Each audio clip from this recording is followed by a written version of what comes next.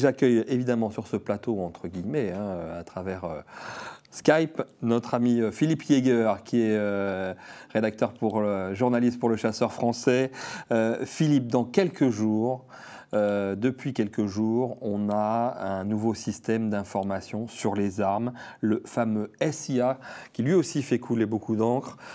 Pour les chasseurs, c'est une nouveauté complète. Ils pouvaient avant déclarer leurs armes, parfois vendre entre soi. Maintenant, tout a changé.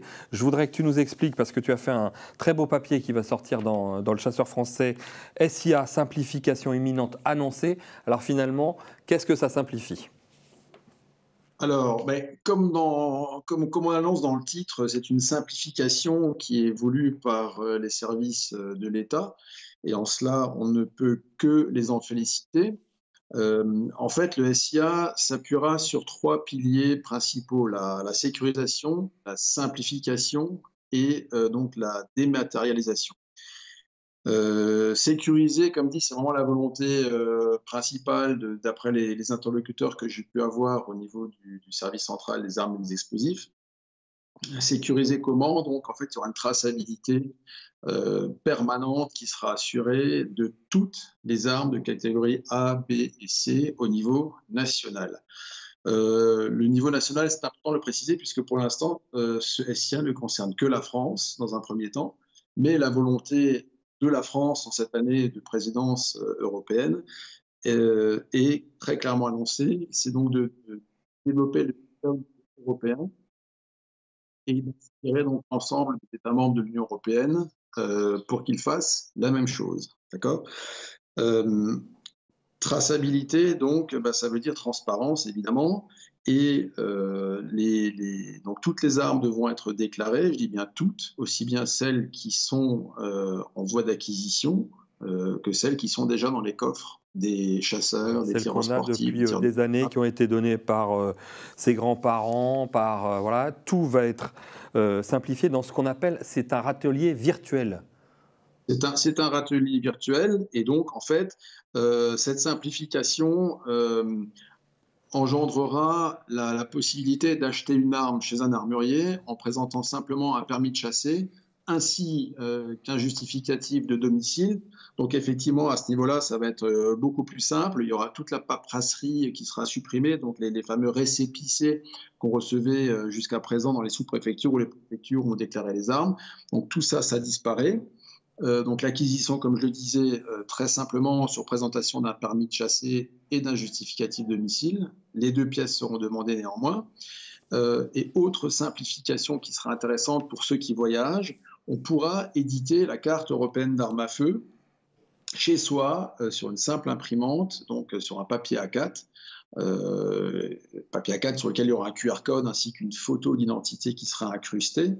Alors, là-dessus, j'ai quelques doutes, pour être très honnête, parce que pour voyager pas mal avec mes armes dans le cadre de mon travail, jusqu'à présent, la carte européenne d'armes à feu, Suffisait. c'est d'ailleurs ce que j'ai un peu opposé lors de mes conversations aux gens du SCAE, on avait un carnet en dur avec une photo, une vraie photo, des tampons officiels, etc. Ça faisait un petit peu plus sérieux, à mon avis, qu'une simple feuille A4 volante. Donc j'ai un peu peur que dans un premier temps, à minima, les douaniers d'autres pays ne soient pas ne tout à tiennent fait pas compte. réceptifs à ce sujet. Ça pourrait être une Voilà, photocopie. Et comment ça va se passer pour les... Parce que tout ça va devoir être enregistré avec un ordinateur. Comment vont faire ceux qui ne peuvent pas ou qui n'ont pas d'ordinateur? Est-ce que les fédérations vont avoir un rôle à jouer? Les mairies? Les préfectures? oui, tout à fait. Alors, il y a une volonté d'accompagnement qui est très claire également au niveau de l'administration. Accompagnement, donc évidemment, par les services de l'administration, les préfectures, les sous-préfectures, donc les bureaux armes de ces établissements-là, mais également donc, les fédérations concernées et certaines mairies. Alors, on n'a pas su me donner des explications suffisamment précises à ce niveau-là. On dit certaines mairies, donc toutes les mairies ne seront pas concernées, mais d'après le chef du SCAE, les mairies, entre autres en zone rurale, devraient être en mesure d'aider les gens dans leur inscription, donc au niveau du SIA. Soyons clairs, Philippe. Encore une fois, tout ça, c'est dans l'expectative. Voilà, je pense qu'on va essuyer les plâtres. Ouais. Et en l'occurrence, les premiers à essuyer les plâtres seront les chasseurs, puisqu'à partir du mois de février, nous y sommes, les chasseurs auront la possibilité, donc seront les premiers utilisateurs d'armes à feu en France à pouvoir donc créer leur atelier. Créer leur atelier. C'est à partir, je le répète, du 8 février, hein, à une adresse que vous allez voir sur cet écran. Autre chose, pas de panique, vous serez accompagné, on vient de le dire, par les différents services de l'État et autres. Mais comment concrètement on ne va pas aller, on rappelle, dans les mairies, dans le truc, avec ses propres armes pour dire voilà, j'ai telle ou telle arme, hein. Comment ça va se passer?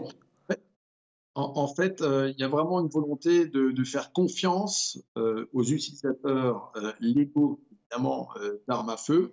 Il faut venir avec la marque du fusil, le numéro de fusil. Et donc, on a tous des éléments pour ceux qui sont déjà chasseurs avec des armes déclarées. Donc, on partira sur la base de ces éléments-là, j'imagine. On n'a pas su non plus me donner tous les détails à ce niveau-là. Enfin, voilà, il y a une volonté de simplification, de relations de confiance avec les possesseurs légaux, comme disait mon interlocuteur, les bons pères de famille, même si c'est un petit peu dépassé ainsi dorénavant. Mais bon, voilà.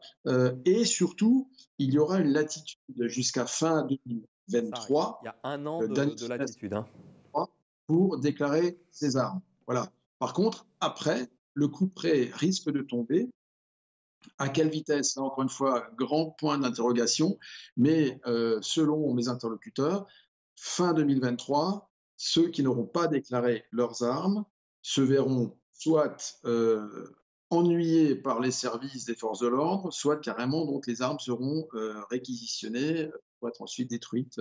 Voilà. Bon, eh ben, écoute, merci pour ces premiers éclaircissements.